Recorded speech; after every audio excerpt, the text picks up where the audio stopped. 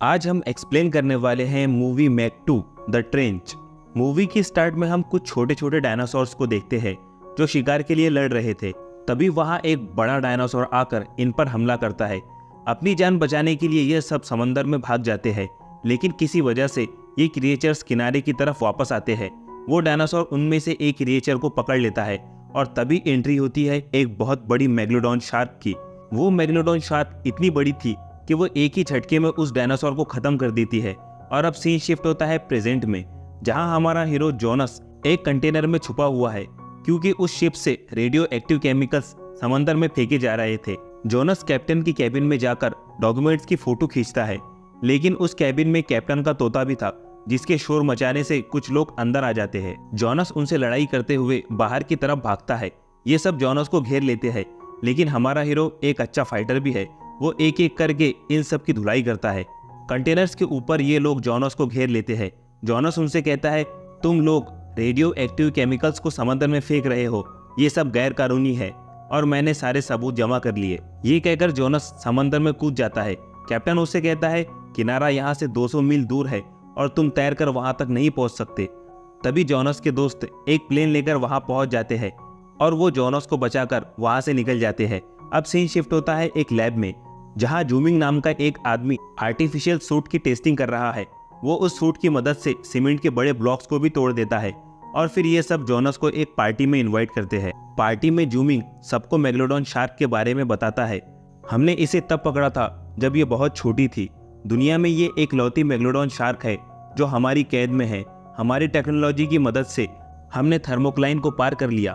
Thermocline समंदर की खाई में मौजूद सख्त पानी की एक परत है जो मेगलोडॉन को इंसानों से अलग रखती है, और अब हम समंदर की जांच और भी बारीकी से कर पाएंगे। मैक्स सबको बताता है एक लौता इंसान जो मेगलोडॉन से लड़ा है वो हमारे बीच मौजूद है, और सब लोग जोनस के साथ फोटो खींचने लगते हैं। जोनस और उसकी टीम मैना 1 में डाइविंग करने के लिए जाने वाले थे। मिंग भी आने की जिद करती है, लेकिन जोनस उसे मना करता है क्योंकि वहाँ बहुत ज्यादा खतरा था। मिंग की बहुत जिद करने के बाद जोनस मान जाता है, लेकिन तुम्हें सिर्फ दूर से डाइविंग देखनी होगी। उधर जूमिंग मेगलोडॉन के पुल में उतर चुका था। जोनस और मिंग उसे समझाते हैं कि पानी से बाहर आ जाओ, मेगलोडॉन को ट्रेन नहीं किया जा सकता, लेकिन जूमिंग उनकी बात नहीं मानता। मेगलोडॉन धीरे धीरे जूमिंग की तरफ बढ़ने लगती है। जूमिंग के पास एक डिवाइस था जिसका बटन दबाने से मेगलोडॉन जूमिंग को बिना नुकसान पहुंचाए वापस चली जाती है, लेकिन मेगलोडॉन दोबारा वापस आती है।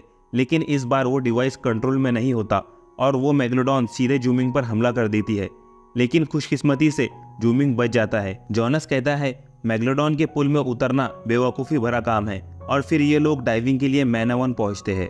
मेगलोडॉन को जिस पूल में कैद किया गया था वो समंदर से जुड़ा हुआ था। मेगलोडॉन उस पिंजरे को तोड़कर समंदर में भाग जाती है।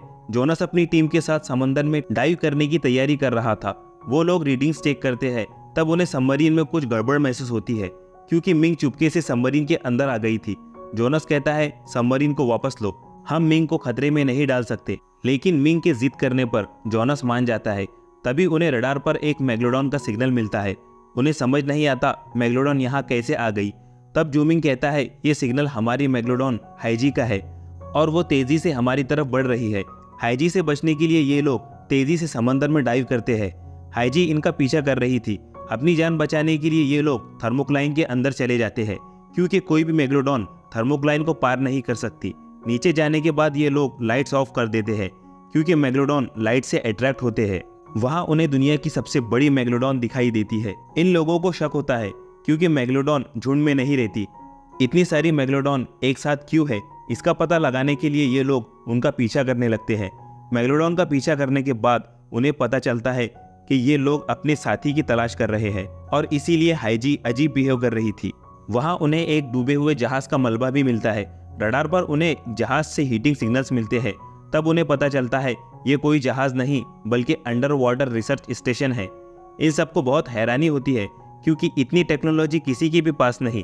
उस सबमरीन में हम एक एक्टर नाम के आदमी को देखते हैं जो अपने लोगों के साथ वहां खुदाई कर रहा था। उसने वहां हर जगह बॉम्ब्स बिछा रखे थे। उसका कंप्यूटर सिस्टम उसे जोनस और उसकी टीम का सिग्नल देता है। एक्टर अपने लोगों से कहता है वहां से निकल जाओ, मैं ब्लास्ट करने वाला हूँ। वो लोग कहते हैं हम यहाँ से इतनी जल्दी नहीं निकल सकते। तभी एक्टर वहां ब्लास्ट कर देता है। ब्लास्ट की वजह से वहाँ बड़े बड़े पत्थर इनके ऊपर गिरने लगते हैं। ये लोग उन पत्थरों के बीच से बचने की कोशिश करते हैं। ब्लास्ट की वजह से थर्मोक्लाइन में बहुत बड़ा होल हो गया था। इन लोगों का कांटेक्ट भी टूट चुका था। मैक उन्हें ढूंढने के लिए रेस्क्यू सबमरीन तैयार करने के लिए कहता है, लेकिन किसी ने उस सबमरीन को जानबूझकर खराब कर दिया था। तब जोनस कहता है, हम सूट पहनकर पैदल इस रास्ते को पार करेंगे। जूमिंग कहता है, हमें 3 किलोमीटर तक पैदल चलना होगा। हमारे सूट में ज्यादा ऑक्सीजन नहीं है, इसलिए हमें ध्यान से रास्ता पार करना होगा। ये लोग धीरे धीरे आगे बढ़ने लगते हैं। तभी इनके एक साथी को कुछ हलचल महसूस होती है। इन लोगों को उसके चिल्लाने की आवाज सुनाई देती है।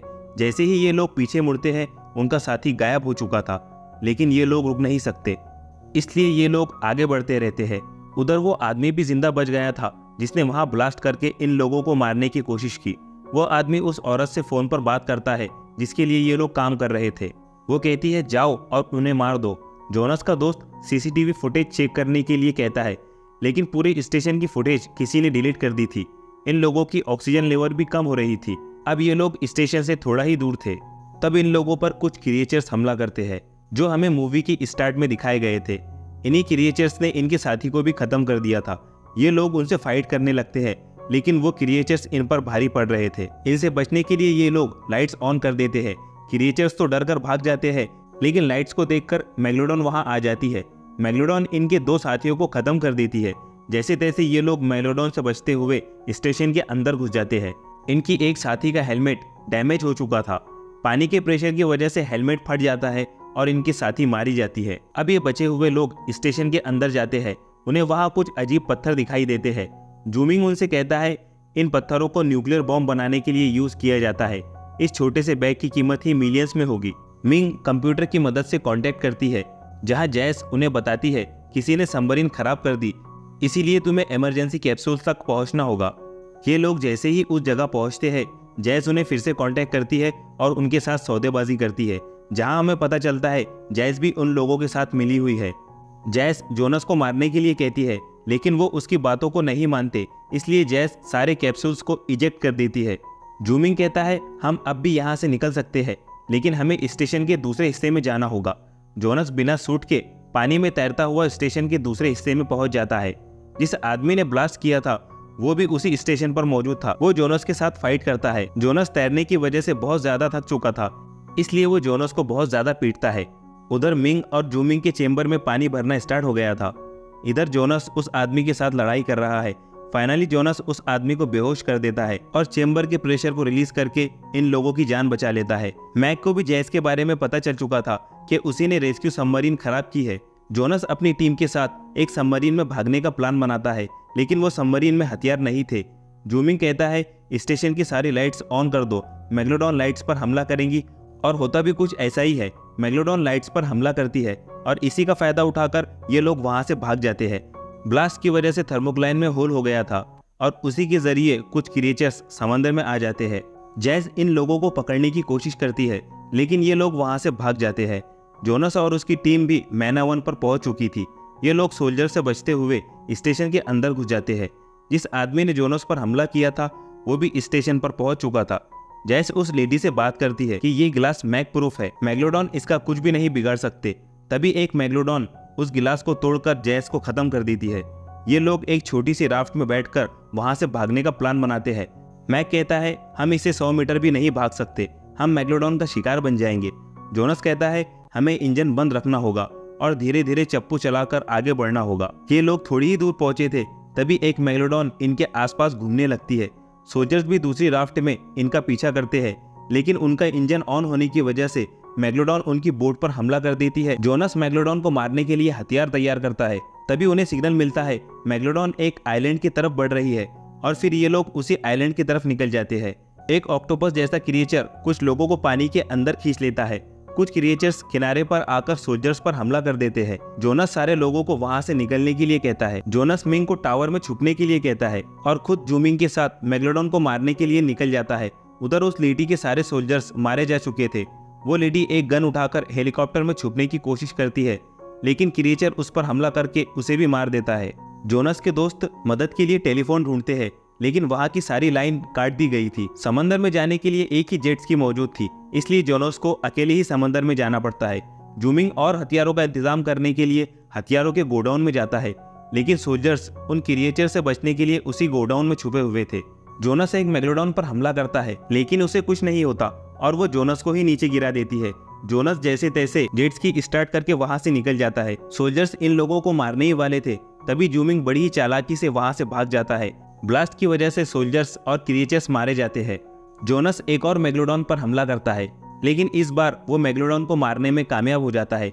जूमिंग मैक के साथ हेलीकॉप्टर लाने के लिए जाता है, जहां जूमिंग उस क्रिएचर का ध्यान भटकाता है और मैक हेलीकॉप्टर में जाकर बैठ जाता है। लेकिन क्रिएचर ने जूमिंग को देख लिया था। जूमिंग किसी तरह उस क्रिएचर को मारकर हेलीकॉप्टर पर लटक जाता है।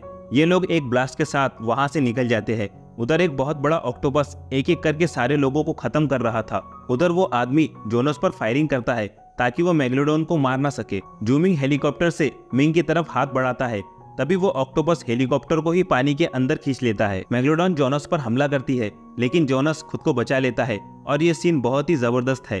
जोनस उस आदमी को एक किक के साथ मेगलोडॉन के मुंह में फेंक देता है। ऑक्टोपस जूमिंग को भी अंदर खींच लेता है। जूमिंग वहां एक बॉम्ब ब्लास्ट करता है, लेकिन उस ऑक्टोपस को कुछ नहीं होता। तभी एक मेगलोडॉन उस ऑक्टोपस पर हमला करती है। ऑक्टोपस पूरी ताकत के साथ उस मेगलोडॉन को जकड़ लेता है, लेकिन मेगलोडॉन इतनी ज्यादा ताकतवर थी कि वो एक ही झटके में ऑक्टोपस को खत्म कर देती है। जूमिंग मैक को बचाने के लिए फिर से पानी में जाता है, क्योंकि वो हेलीकॉप्टर के मलबे के नीचे दबा हुआ था। लेकिन एक मेगलोडॉन अब भी उनकी तरफ बढ़ रही थी। जोनस एक हेलीकॉप्टर के ब्लेड की मदद से उस मेगलोडॉन का ध्यान अपनी तरफ खींचता है। जैसे ही मेगलोडॉन जोनस पर हमला करती है, जोनस उस ब्लेड को मेगलोडॉन के आर पार करके उस मेगलोडॉन को खत्म कर देता है। कुछ क्रिएचर्स किनारे पर आकर लोगों पर हमला करते हैं, लेकिन जोनस का दोस्त क्रिएचर्स को मार देता है। जब ये तीनों पानी में थे, तब तीसरी मेगलोडॉन भी इनकी तरफ बढ़ती है, लेकिन वो हाइजी है। हाइजी जूमिंग के सिग्नल को पहचान कर वहां से चली जाती है। फाइनली ये लोग सारे क्रिएचर्स को खत्म करके सेलिब्रेट करते हैं और इसी के साथ ये मूवी एंड होती है।